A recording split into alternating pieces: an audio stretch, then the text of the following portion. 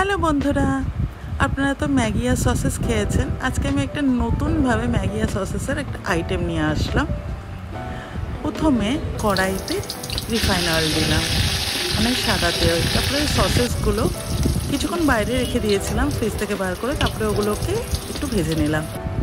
অন্য একটা পাত্রে আমি ডিম, চিলি ফ্লেক্স, একটু গোলমরিচ গুঁড়ো আর নুন দিয়ে নিলাম। তারপরে সেদ্ধ করা ম্যাগিটাকে আমি একটু ছড়িয়ে ছিটিয়ে কড়াইয়ের উপর দিয়ে দিলাম। রিফাইন অয়েল ইউজ করেছি এখানে। তার সঙ্গে ওই ফ্যাটানো ডিমটা আমি চারিদিক থেকে ছড়িয়ে দিয়ে দিলাম। ওর উপরে আমি এবার সসেসগুলো, ভেজে রাখা সসেস আমি টুকরো টুকরো করে রেখেছিলাম, ওই সসেসগুলোকে সুন্দর করে চারিদিক থেকে দিয়ে দিলাম। টমেটো কেটে রেখেছিলাম, টমেটো কুচি, সেগুলোকে দিয়ে দিলাম। এর উপর থেকে একটু টমেটো সস, মানে টমেটো কেচাপ অল্প করে দিলাম, একটু ছড়িয়ে ছিটিয়ে দিলে ভালো লাগবে। আর তার উপর থেকে চিলি ফ্লেক্স দিয়ে দিলাম। এবার একটু গোলমরিচ গুঁড়ো অল্প করে, আর চিজ কিউব। এতে চাইলে আপনারা একটু মায়োনিজও দিতে পারেন, আমি দিইনি। চিজ কিউবটা মোটামুটি অর্ধেকটা মতন লেগে গেছে, ছোট ছোট সাইজের বানিয়েছিলাম।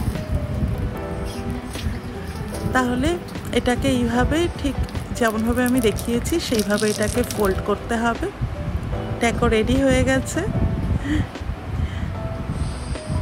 তাহলে কি গরম গরম সসেস ম্যাগির ট্যাকোর সঙ্গে একটা সেদ্ধ বয়েল ডিম, একটু ফ্রুট স্যালাড আর সসেস দিয়ে আমি পান পাতার উপরে সাজিয়ে নিয়েছি।